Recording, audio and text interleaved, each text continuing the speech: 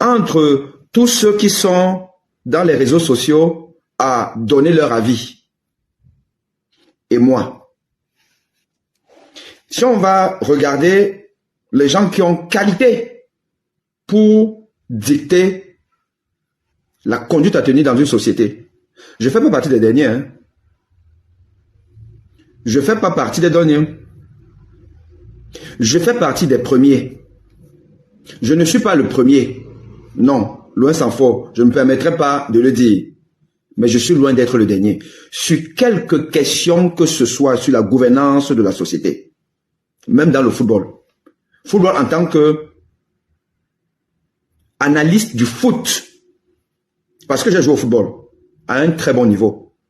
Et je suis dirigeant de football. Donc j'ai toutes les qualités pour parler football. Et en plus de ce que, dans la gestion du football, dans la gouvernance du football, là on rentre dans une gouvernance générale. Je suis désolé de vous le dire, chers Camerounais, vous allez souffrir de toujours me voir parce que je suis un intellectuel. Et je joue mon rôle d'intellectuel. Un intellectuel, c'est quelqu'un qui donne son avis sur les questions de la société. Sauf si vous ne voulez que les intellectuels qui se planquent, qui cherchent juste leur poste, qui sont pleins là, je vais vous parler de ça. Il y a tout un dossier sur les enseignants de l'université de Douala, la faculté de médecine, mes collègues. En vous donnant des noms. Mon fameux coup de gueule que vous connaissez, qui a encore ressurgi là, je ne sais pas trop pourquoi, je vois ça dans plein de réseaux maintenant, sur la formation des médecins que j'avais faite. Je vois ça, ça recircule, les gens me taguent ça, et ainsi de suite. Mais j'ai envie de vous dire que ce coup de gueule, pour vous sauver, vous les Camerounais, vous sauver. Même comme aujourd'hui, les Églisiens disent que leur neuf est plus important que le médecin enseignant que je suis. Or, moi, je soigne les malades. Je sauve des vies humaines. Et j'ai dénoncé un phénomène qui, si le président de la République était un homme sérieux, parce qu'il n'est pas sérieux, ce président de la République du Cameroun, il n'est pas sérieux.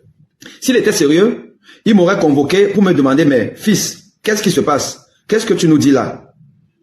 Que on forme mal nos médecins qui vont nous soigner demain, qui vont soigner mon électorat. Attends, explique-moi, qu'est-ce qui se passe? Au lieu de ça, il se planque, il pense à autre chose. Oui, il va recevoir les footballeurs, même les envoyés de Dieu et tout. Il néglige les vrais soldats de la République. Et ça fait que vous, les Camerounais maintenant, vous avez l'impression que taper au ballon ou avoir tapé au ballon est plus important que être enseignant, avocat, médecin et autres. Voilà. Mais pour avoir voulu vous sauver,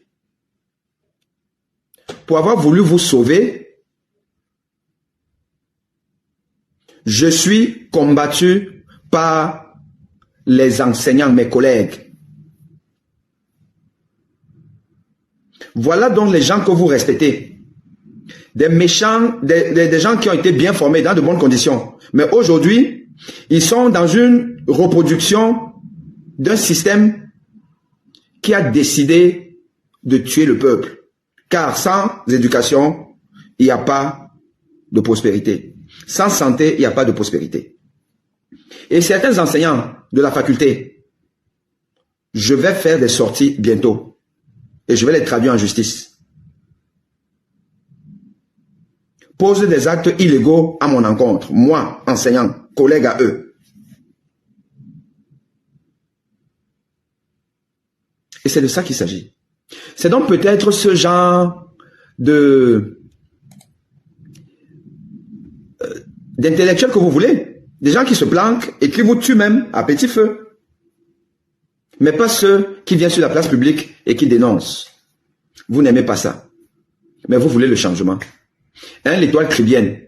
Comment tu peux me dire à moi qu'il y a les hôpitaux? Je fais comment? Et je sais ce que tu veux dire. Comment tu peux ne pas me respecter en me disant ce genre de choses?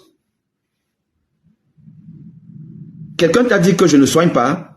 On vous a dit que comme je suis sur les réseaux sociaux, je ne soigne plus les malades. Je suis désolé, le problème c'est que je soigne les Européens aujourd'hui. Et les Africains qui viennent ici en France ou qui sont ici en France. Je les soigne. Je ne soigne pas les malades camerounais peut-être à cause de vous. Parce que vous avez démissionné. Vous avez démissionné. Vous préférez célébrer des gens qui ne vous veulent pas du bien. Parce que, je suis désolé, M. Etofis, il n'en a rien à cirer avec le peuple camerounais, on le sait tous. Il n'en a rien à cirer. Pour preuve, le 20 mai, il était où? Il n'était pas avec le peuple, hein. Il était avec sa famille. Cette famille avec qui il s'entre-déchire. Il était avec eux. Et vous refusez à un monsieur comme moi de parler de ça. Parce que le Camerounais, il veut la lumière pour lui seul et pas pour les autres. Donc vous avez l'impression que le fait d'être là dans les lives, avoir des gens, c'est qu'on a la lumière. Mais bon Dieu, bon Dieu, bon Dieu. Soyons sérieux. Soyons sérieux au Cameroun. Ce qu'on reproche à Paul Biya, chaque Camerounais multiplie ça par 100 à son niveau. Et vous voulez que ça change?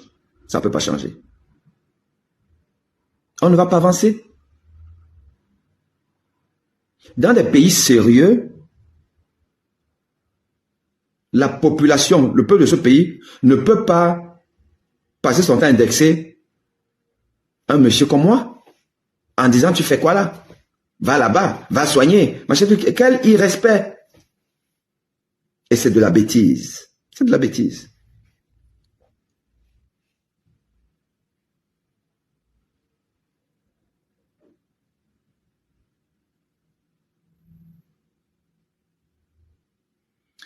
L'étoile acribienne redit, je dis et redis, chacun est important dans son domaine. Samuel Eto'o apporte à ce pays à son niveau. Vous également, respectons les fonctions de chacun. C'est pas moi qui dis que Samuel Eto'o n'est pas important dans son domaine. Hein. Moi, j'ai jamais dit ça. Hein. J'ai jamais dit ça. Et je ne sais pas de quel domaine vous parlez. Mais je n'ai jamais dit ça. Je n'ai pas dit que Samuel Eto'o n'a pas été important en tant que footballeur. Et personne n'a jamais dit ça. Maintenant, il n'est pas footballeur. Je suis désolé. Il est dirigeant. Il est un dirigeant. Et on a le droit de porter un jugement sur sa façon de diriger. Je suis désolé.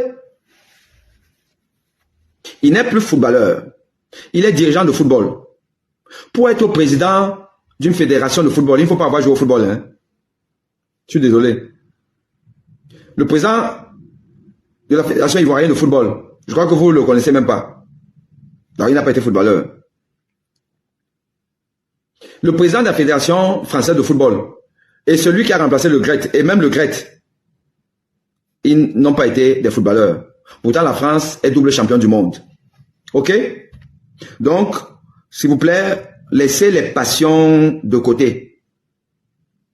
Maintenant, en tant que dirigeant de football, pas footballeur, mais dirigeant de football, on a le droit de dire que Eto'o n'est pas un bon dirigeant. Le dire, ce n'est pas être de mauvaise foi. Maintenant, il y en a qui estiment qu'il dirige bien. Mais nous estimons qu'il ne dirige pas bien. Et on l'a encore vu, là, hier. C'est clair, net et précis. Un dirigeant, c'est un responsable. Quand on est responsable, on ne verse pas dans le quartier comme on a vu hier. Et c'est ça Eto'o. Et c'est ce qu'a été Eto'o tout au long de sa carrière. Je ne dis pas sur le terrain de football. Je dis en dehors du terrain, dans la gestion humaine. Ce qu'on a vu là, le bazar qu'on a vu là, hier, c'est ça. Mais c'est pas ça un dirigeant. Donc si vous me dites que chacun dans son domaine, tel dans le domaine, non. Eto'o n'est pas dans son domaine. Il est dans le même domaine que moi je suis. Et je tiens à vous rappeler que je remplis toutes les conditions pour être à la place d'Eto'o à la fédération. Parce que je suis président d'un club de football, donc je suis un dirigeant de football. Lui n'a même pas été président d'un club. Eto'o n'a jamais été président d'un club de football. Moi, je suis président d'un club de football. Donc, je peux poser ma candidature et diriger cette fédération. et que je considère que mon parcours humain, intellectuel, sans casserole, ferait de moi un meilleur président. Il faut arrêter vos histoires de que grand footballeur. Non, non, non. Là, c'est pas le footballeur qui est en train de diriger. C'est un homme, c'est un humain qui est en train de diriger. Et il dirige mal. Ça, c'est mon point de vue.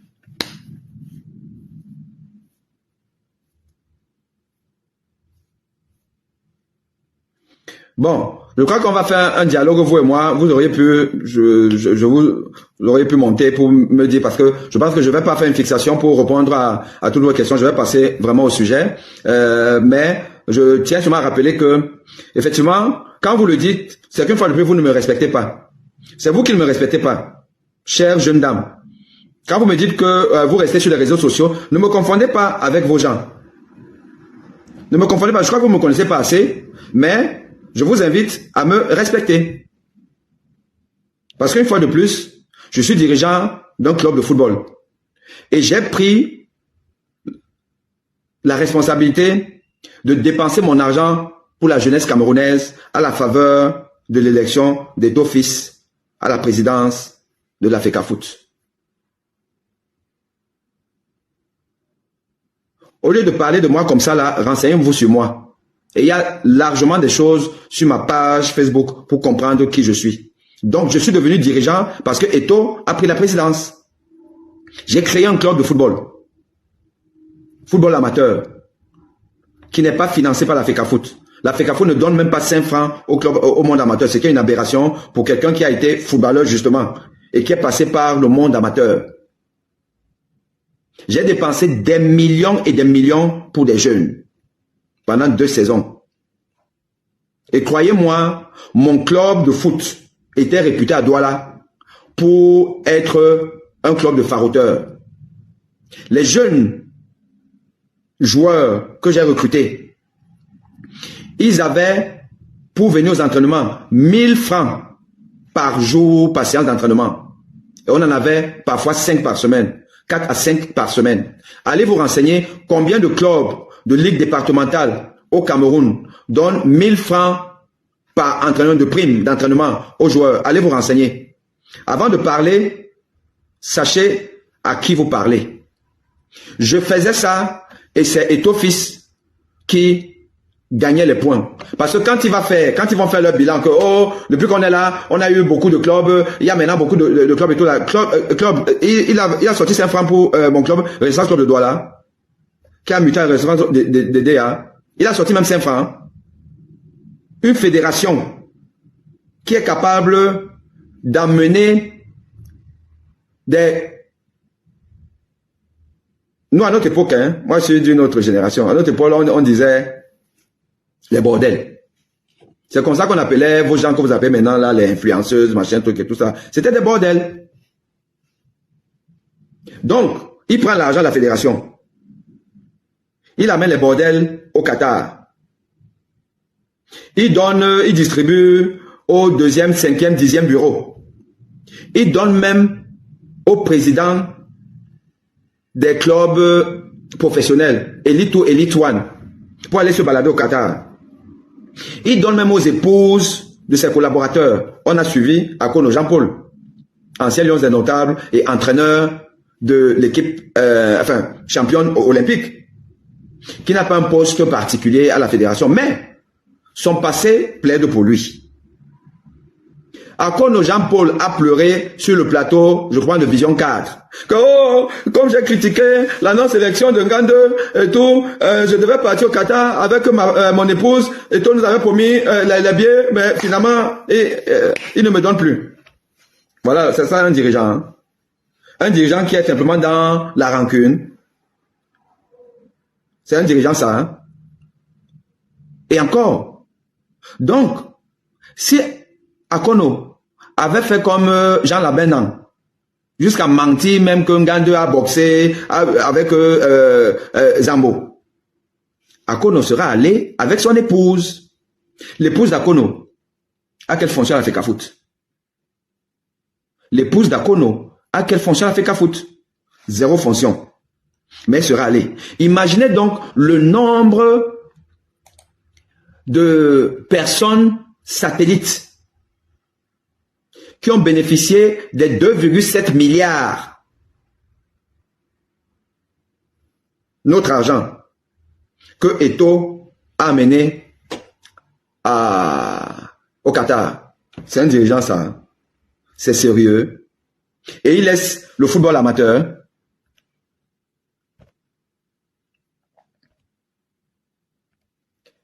le football amateur, zéro contribution.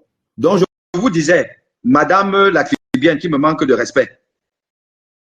Et bravo. Et vous voulez le changement au Cameroun. Vous ne respectez pas les gens. Vous ne respectez pas vos aînés. Vous ne respectez pas des personnes comme moi. Vous ne me respectez pas. Vous de raconter n'importe quoi. Parce que vous êtes dans un fanatisme aveugle. J'ai donc dépensé beaucoup de millions pour Eto'o. Pour que lui, il prenne les lauriers. Et j'ai arrêté tout ça parce que le football au Cameroun, c'est la mafia, c'est la sorcellerie, c'est la tricherie, c'est le banditisme. C'est le banditisme. Moi, j'ai été à la FECAFOOT, puisque c'est ma maison. J'ai discuté avec le directeur du développement, Franck Happy. Un homme infréquentable, malhonnête comme tout, menteur. J'ai écrit à M. Samuel Eto'o fils pour lui parler des malversations dans la Ligue départementale du CAM. Il n'a jamais répondu. Son Gounang là qui fait répondre le truc là, jamais répondu. C'est quel dirigeant mal éduqué qui ne sait même pas que quand il y a une plainte, on lui adresse une correspondance, il faut qu'il y ait une réponse. Et je vais passer mon temps à foutre mon argent dans des bêtises. Ce que vous entendez là, les dirigeants se plaignent, les présidents se plaignent et tout. Moi, je me plains depuis. J'avais fait une sortie, vous avez vu ça, qui a été relayée par CFoot, où je disais à Eto'o qu'il n'est pas un messie. Et il faut que ces gens qui l'entourent, qui sont des griots, cessent de faire de lui un messie. Il n'est pas un messie. Douala Ngano, tu voulais intervenir là. Je pense que tu es monté, non? Je ne sais pas si tu es finalement monté, mais si tu es monté, Oui, je suis monté. Ok, donc je te donne la parole dans 2 minutes, s'il te plaît. Donc, j'étais en train de dire à Madame la Caribéenne que je suis désolé pour vous, je remplis toutes les conditions pour parler du football camerounais. Je suis un dirigeant du football camerounais. Et vous savez ce que je suis en train de faire en Côte d'Ivoire. Et avec même un projet qui est un peu en berne, mais un projet au Rwanda. Je suis un passionné du football. Et les Infantino ou le Sud-Africain, la CAF, ils n'ont rien de mieux que moi pour pouvoir diriger même la FIFA. Il faut arrêter d'avoir les complexes de machin. Ils n'ont, c'est pas des sorciers, ils n'ont rien. Ils n'ont rien. Il suffit juste d'être un dirigeant de football et ils n'ont pas été des footballeurs. Dirigeant de football, aimer le football, connaître le football et savoir diriger des hommes. J'ai ces atouts-là. Donc, je parle du football avec autorité, n'en déplaise aux églisiens. Et ceux qui vont souvent me renvoyer aller faire la médecine, en fait, ils sont simplement en train de me dire que les dentines nous dépassent. Et c'est eux qui vont me rappeler que, en plus de ça, je suis médecin et enseignant universitaire. Mais je n'ai pas besoin de ça. Quand moi je parle de football, je ne parle pas de football en tant que médecin, hein, ou en tant que, je parle de football en tant qu'un humain qui a un peu quelques neurones et qui connaît de quoi il parle et qui parle. Maintenant, souffrez que vous allez toujours m'entendre. OK? Alors, cher ami, je te passe la parole, vas-y. Bonsoir. Bonsoir à tous ceux qui sont connectés et qui te suivent comme moi. Moi, je vais d'abord dire que je suis un fan de vous, docteur. Et je ne vais, c'est pas pour, voilà, je ne vais pas lancer des flèches à tous ceux qui font des remarques mal placées. C'est juste que c'est aussi notre pays. C'est-à-dire que nous sommes dans un pays où, comme le disait Hubert Monondiana, on a écarté la norme. On a normalisé les cas et écarté la norme. Donc, du coup, vraiment, on a l'impression que nous marchons sur la tête. Parce que avec toutes les informations que nous avons aujourd'hui, avec l'éducation que nous avons, comment les gens peuvent-ils imaginer que dans un pays, on ne paye pas les enseignants du primaire, on ne paye pas les enseignants du secondaire, les enseignants de l'université sont payés, je ne sais pas à quoi, et tous les jours, on investit des milliards et des milliards pour des stades, au point où un garçon qui court derrière un ballon avec un short doit venir nous dicter l'avenir. Moi, je le dis encore, mes amis, ils ne m'aiment pas pour ça, je leur dis, écoutez, toutes choses restant égales par ailleurs, prenons les choses très simples. Un garçon qui est dans ce quartier-là, qui n'a pas son cahier pour aller à l'école, en quoi Samuel Eto'o l'a aidé? Je lui ai dit, il n'y en a pas. Mais si tu prends un enseignant, l'enseignant qui prend un enfant qui ne sait pas dire A, et 2 semaines après, l'enfant s'est dit A, cet enseignant a déjà apporté quelque chose à cet enfant. Un médecin, c'est pareil. Quand vous voyez regardez comment on se bouscule à la Kintini, comment on se bouscule dans nos hôpitaux, dans nos dispensaires.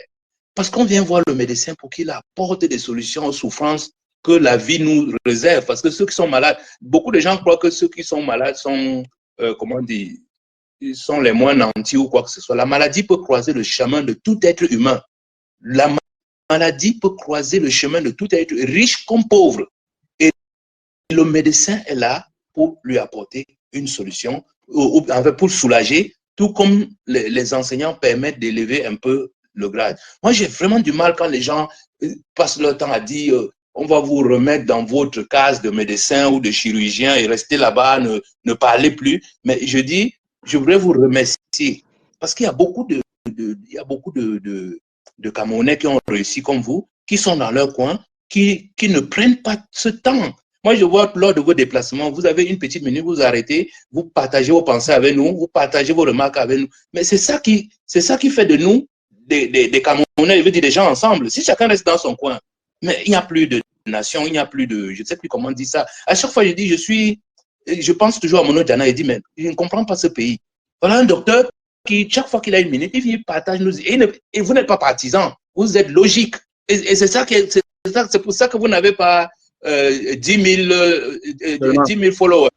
Vous n'êtes pas dans le japap ou bien dans le racontage des histoires. Vous posez le problème, vous décrivez les choses. Et si chacun pouvait écouter, mais c'est tant mieux. Nous sommes des frères, nous sommes des humains. Et je dis une fois de plus que si tous les Camerounais qui ont réussi pouvaient prendre le temps chaque fois comme ça de partager leurs pensées, leurs remarques, donner leur point de vue sur un sujet donné, mais ça va beaucoup nous aider. Moi, j'ai vu votre dernier post sur notre jeune frère chanteur et tout, etc. Mais vous avez analysé dans quel cadre il se trouve. Bon, on peut estimer qu'il est dans une prison, dans un goulag, à ciel ouvert, il ne peut rien dire. Mais de là à aller interdire aux autres de donner leur avis, mais quand même, où allons-nous? Mais quand vous faites ce genre de remarques, on dit oh, le médecin là, il n'aime pas les jeunes qui ont réussi. Mais c'est pas possible. Je ne comprends pas. Donc, bref, je suis monté là parce que depuis j'ai commencé à vous suivre, je disais bon, je vais vous laisser comme d'habitude nous nourrir de vos pensées. Et après, bon, s'il y a des choses à dire, il faut le dire. Mais là, quand je vois des attaques directes comme ça, bon, je regarde sur votre page aussi, je vois comment ça s'allonge. Je dis bon, c'est de bonne guerre, je vais monter au créneau pour donner un peu mon avis. Mais sinon, je dis une fois de plus, il n'est pas question que nous nous laissions embobiner par une histoire de jeunes footballeurs vraiment très mal élevés. Quand je dis très mal, ce n'est pas une insulte. Je veux dire, tous les faits sont là. Depuis quand on a vu un président d'une fédération de football devenir le champion du monde de taekwondo dans une rue de Qatar? Mais c'est quand même pas possible. Il n'y a pas... Bon, à chaque fois, il me réfère toujours à vous en disant, mais vous aviez fait un diagnostic sur l'état mental de cet homme-là à un moment.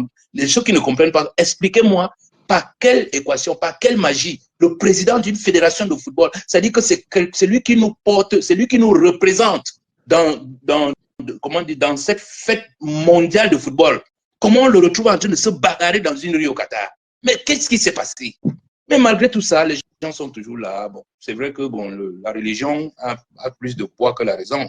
Et ça, ma foi, les églisiens, je leur dis, dites aux grands frères Eto'o que la bagarre est bien, mais ça reste les trucs de Nobel. Quand vous êtes un responsable, quand vous êtes un dirigeant, c'est la mesure qui compte. Il faut avoir du recul. Moi, je ne dis pas qu'il n'a pas raison et tout, mais ce n'est pas, ce comportement-là n'est pas acceptable. Regarde, nous sommes maintenant la risée du monde entier. Partout où vous allez, ce n'est que de ça qu'on parle. Et c'est pas déjà, nous sommes déjà très bas dans l'estime mondiale, mais les événements pareils ne viennent que je sais pas, chaque fois on croit qu'on a touché le fond, mais on ne fait que creuser. Je ne sais pas quel est le fond qu'on va atteindre pour vraiment prendre conscience. C'est terrible quand même. Super, super. Ben, tu as tout dit. Tu as tout dit, mais tu peux rester là, tu pourras intervenir parce qu'il y a personne d'autre qui monte.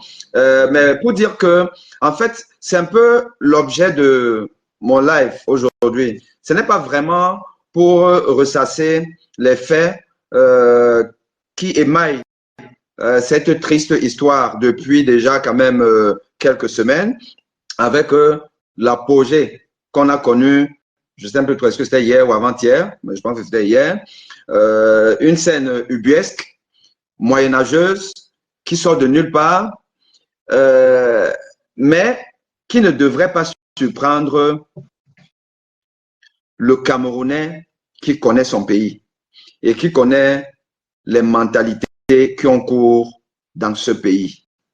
Ça ne devrait pas nous surprendre.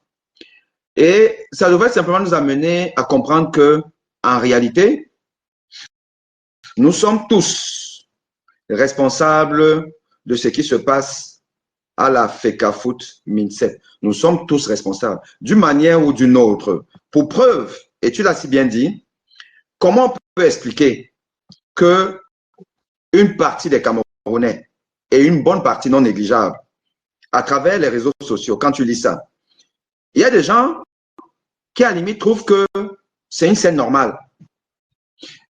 Certains vont même te dire qu'il aurait même dû aller plus loin, genre même en donnant ou en giflant, en donnant un coup de poing. C'est-à-dire verser dans la violence. Il y avait déjà quand même une violence verbale et comportementale, mais aller plus loin.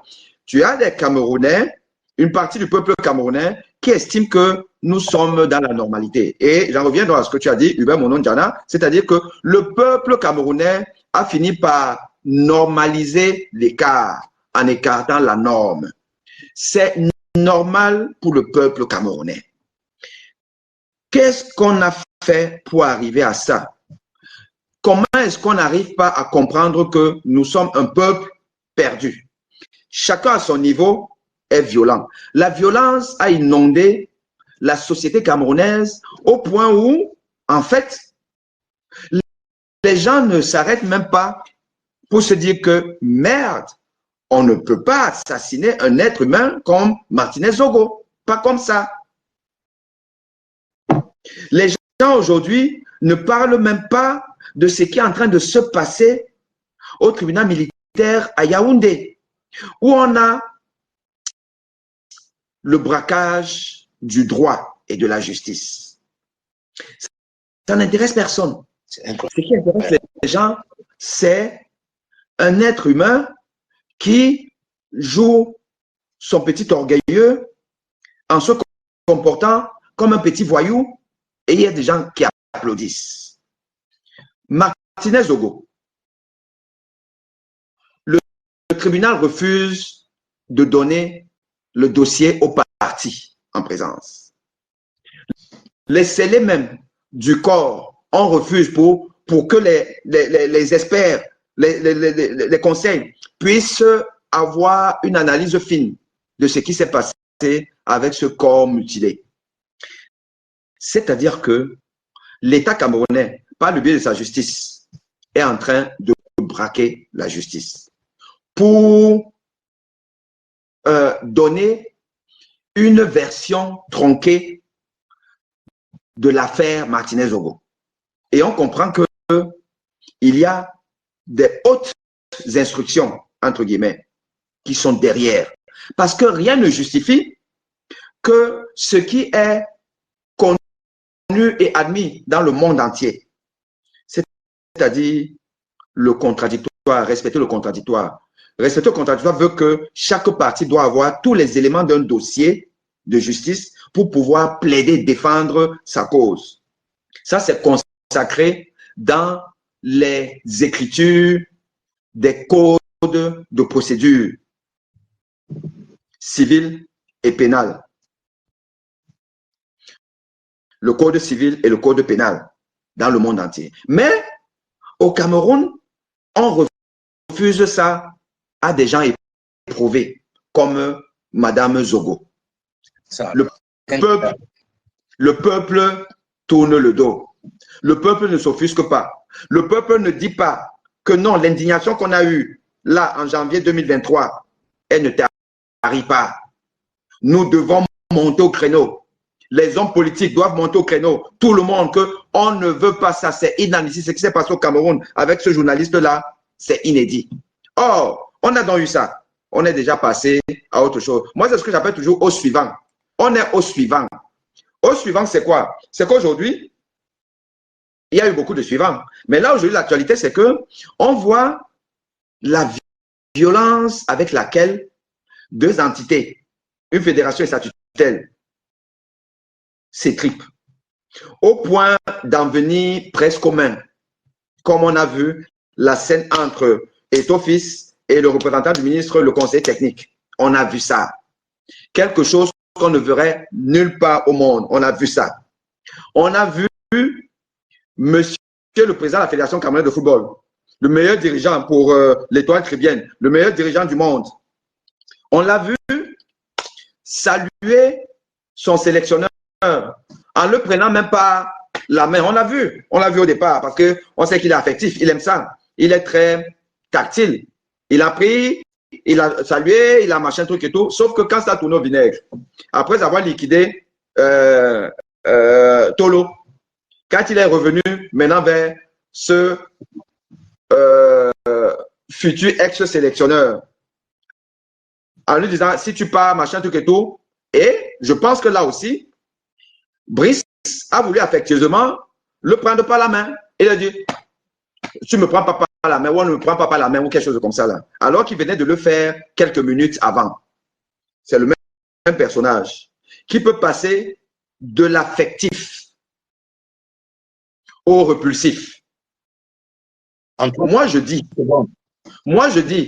et là, j'aborde dans ma casquette de médecin. Je suis désolé, le président de la Fédération camerounaise de football souffre d'une pathologie psychiatrique.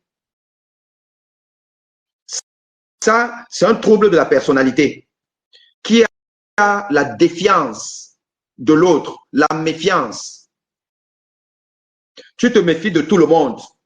Et c'est pour cette raison que tu ne prends que des gens qui vont te dire, oui, oui, c'est toi, tu es le plus grand, tu es vraiment un Dieu. Et moi, je le sais. Quand l'étoile chrétienne me dit que réseaux sociaux, voilà comment m'insulte. Moi, je suis un homme de réseaux sociaux. Moi, réseaux sociaux. Quand je suis passé sur Equinox là, pour vous sauver, c'était le réseau social. Hein. Depuis 2009, que je combats la malgouvernance universitaire de Famine Ndongo. Depuis, je dis depuis, oui, 2009. C'était le réseau social. Quand je partais donner des cours aux étudiants, ils sont 20 sur 100. Donc 80% d'absents. Et je ne suis pas le seul. Tous les enseignants, pareil. Baïbek est venu vous confirmer ça. Et j'ai des vidéos, des enseignements d'autres enseignants qui aujourd'hui se planquent, jouent aux grands intellectuels. Un grand intellectuel ne reste pas silencieux. C'est des faux diplômés, des sacs d'eau qui restent silencieux. Et ils sont beaucoup là, à la fac. Donc, quand je le faisais, c'était le réseau social. Quand je partais voir les responsables de la fédération pour mon affaire de la Ligue départementale et que j'ai rencontré le directeur du développement, Franck Api, c'était le réseau social.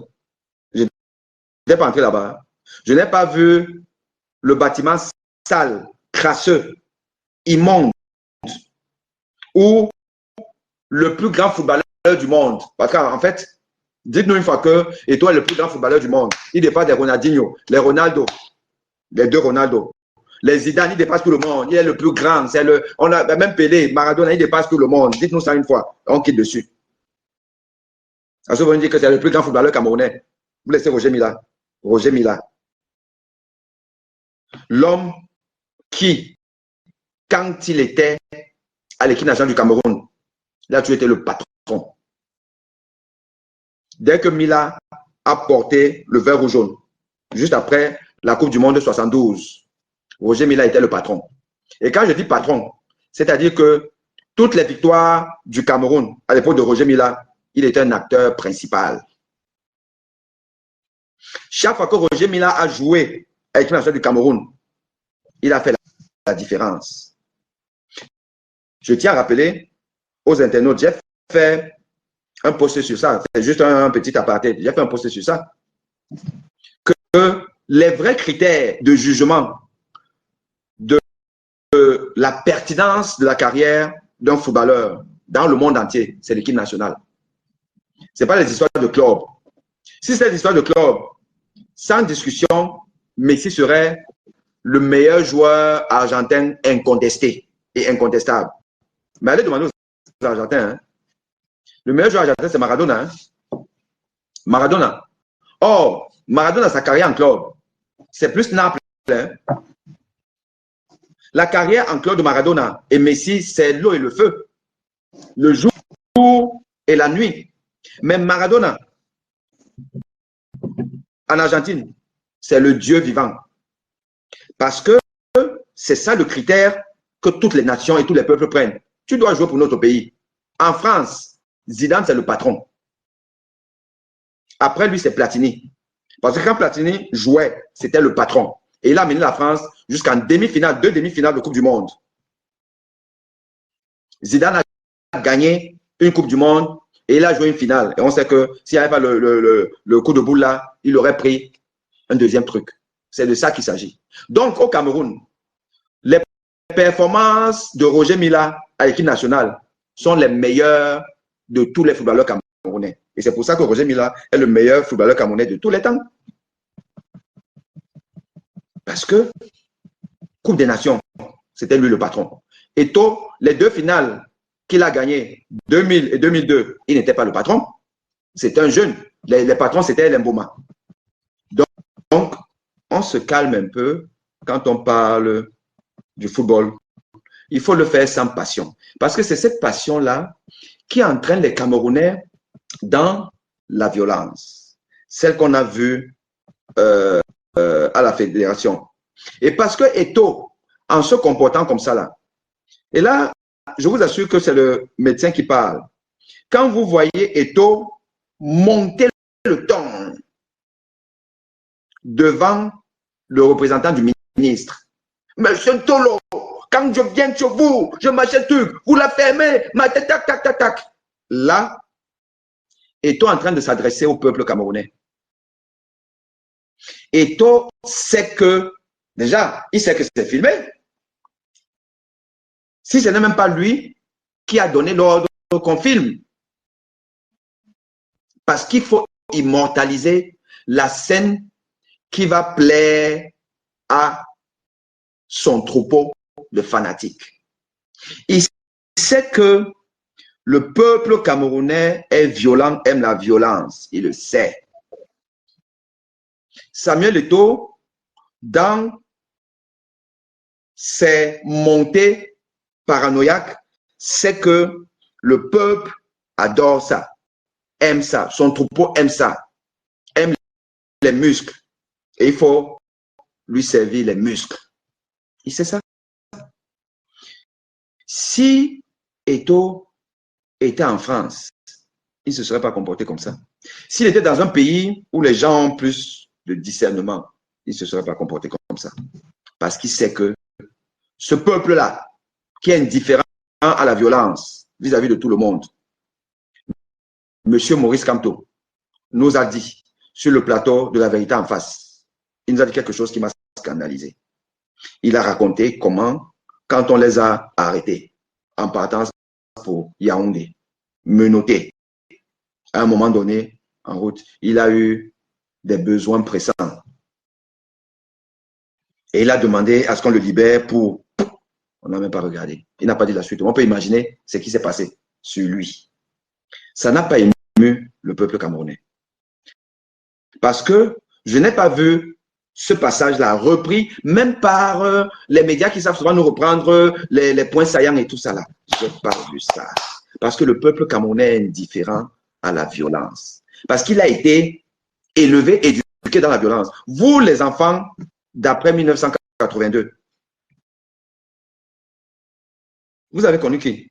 Un dirigeant tyrannique qui a montré ses griffes dès le début, puisque le même Kamto nous a expliqué au décès de Hubert Monondiana, il nous a expliqué que pour avoir critiqué un passage du livre d'Hubert Monondiana qu'il lui a envoyé pour avis, où Hubert Monondiana apparemment aurait dans son livre conseillé que la répression d'Aïdjo puisse se perpétuer pour étouffer toute velléité d'eux. Or, et ça on était en début de règne de Paul Biya, dans les années 82-83, où il était même encore populaire. Oui, au début, tous nos mamans ne juraient que pour Paul Biya. Les chanteurs ne chantaient que Paul Biya. Il n'avait pas besoin d'être violent. Mais il avait déjà instauré avec son faux chivet la violence dans le sérail. Jusqu'aujourd'hui, où on a les Atanganji, M. Moulinex, qui dit que nous sommes des condiments. Et rien ne lui arrive. Le président de la République ne dit pas que maintenant, c'est mon peuple, mes électeurs que tu appelles condiments. Hein? Écoute, c'est quoi ça? Allez, tac, va au village. Non, il est là. Ça veut dire que c'est Paul Biya qui est en train de vous qualifier de condiment. Paul Biya dit que le peuple camerounais est un condiment qu'il va à tout moment écraser. Et on est là, on en rigole, Atanganji, Moulinex et tout, ça s'arrête là. Ça veut dire quoi? Dans la psychanalyse, on va dire que ce monsieur qu'on appelle Paul Biya a éduqué le peuple camerounais à comprendre que la violence fait partie de la norme sociétale. Les discours républicains, les discours des dirigeants camerounais ont pour objectif de mettre dans la tête des Camerounais que c'est normal de vivre dans un monde violent, dans un monde de mafia. Quand Moël Kombi, aujourd'hui, dans sa réunion qu'il a tenue à son ministère, là, pour préparer le match apparemment et tout, et il a invité aussi la FECAFOOT, et Tofis a envoyé ses représentants, parmi lesquels le professeur Kouvondo. Moël Kombi nous a dit que la parole du président est sacrée, la sacralité du président. Je tiens à vous rappeler que cette notion de sacralité du président, l'écrit bien là, il faut que vous vous abreuvez de mes écrits. Mais quand vous êtes vous-même des violents, vous ne respectez personne. Vous ne pouvez pas. Moi, bien avant 2018, dans l'affaire des ordinateurs de Famen Dongola, les faux trucs là, il y a soit c'est le professeur, j'oublie un peu son nom, mais il est même vice-recteur chez moi là-bas à l'université de Douala, mais comme c'est une université un peu bizarre là, je ne vais pas retenir leur nom, mais je vais me souvenir de lui. Vice-recteur, mais c'est lui aussi qui est, vous avez peut-être me dit ça pour participer, c'est lui qui est le président de la commission des droits de l'homme au Cameroun, enfin, commission des droits de l'homme, dans un pays où on respecte les droits de l'homme. C'est professeur quelque chose, j'oublie un peu son nom, hein, monsieur Sawa aussi. Soit lui, soit moi, les combis. Ils avaient fait, l'un d'eux avait fait une sortie dans le journal Le Messager sur la sacralité du président de la République. Donc, le président de la République, c'est un homme sacré. Sacré. Regardez-moi les termes. Regardez-moi les termes violents et villageois. Termes villageois. Sacralité. Le président est sacré. C'est un homme sacré. Sa parole est sacrée. C'est ce que Bidoukwat nous avait dit à propos du glissement de la canne. Qui peut voir, quand le président dit des faits, des députés villageois, des villageois comme ça là. Moi, les combis vient encore nous faire aussi sa part de villageoiserie là, aujourd'hui, quelle parole de Paul Biya est sacrée? Sacré que lui-même, il est sacré. Un homme qui ne t'aime pas tout, qui a un pays en lambeaux. Il n'y a rien, rien n'est bon. Tout est bizarre, tout est sale, poubelle et tout. Un homme que, si on partait dans une compétition normale, comme ça là, on dit que bon, toi, pour tes acquis, pour ce que tu as fait là, tu as 1 sur 20, 20 sur 20, machin, chacun à son niveau là. Paul Biya serait le dernier des Camerounais. Paul Biya serait le dernier des Camerounais. C'est un homme d'une incompétence criarde, pour preuve. Regardez ce qui se passe. C'est même pas qu'on ne l'avait pas entendu. On l'a entendu le 10 février. Nous dit que machin truc, que le ministère va maintenant parce que Eto a échoué, ainsi de suite, le ministère va reprendre. C'est lui qui a dit ça, on a entendu. Maintenant, il dort. Il se planque. Il regarde même tout ça là. Où il rit, où il dort seulement. Enfin, tout là. Et on vient nous dire, moi, comme que la sacralité du président de la République. Mais tout ça là, c'est des termes violents pour que ça rentre dans votre cerveau. C'est ce qu'on appelle le fouet moral. On fouette votre psychique pour vous amener à comprendre que, en fait, c'est ça la norme. C'est le réflexe conditionnel de Pavlov, qui, dans son expérimentation avec son chien, Pavlov, prix Nobel de médecine, qui a donné le nom à la faculté de médecine qui m'a formé à Saint-Pétersbourg, faculté de médecine Pavlov, enfin université Pavlov. Et moi, j'ai été dans le laboratoire de Pavlov, prix Nobel de médecine. Donc, l'expérience avec son chien, une sonnerie à un moment bien précis de la journée et on sert à manger au chien. Sonnerie, même moment précis, après on sert à manger au chien. Et donc, le chien qui est déjà conditionné à ce que, le chien n'a pas de montre et tout, mais le mécanisme, l'horloge biologique fait que ce chien-là, c'est qu'à une certaine période de la journée, on va m'apporter à manger. Mais vous savez, vous là qui êtes des gourmands, moi j'aime pas manger, moi je suis avec mon petit corps là, je fais moi la ligne. Mais vous là, les gens qui ont les gros ventres là, qui aiment manger comme quoi là, vous savez que quand l'heure de manger arrive là, vous commencez à saliver, vous êtes content là, vous êtes déjà de bonne humeur. Le chien c'est pareil. Et donc Pavlov a constaté que à l'heure où il donnait à manger à son chien, où il ne donne plus, le chien salive. Le chien salive alors qu'il n'y a pas. Parce que, en fait, en ce moment-là, tout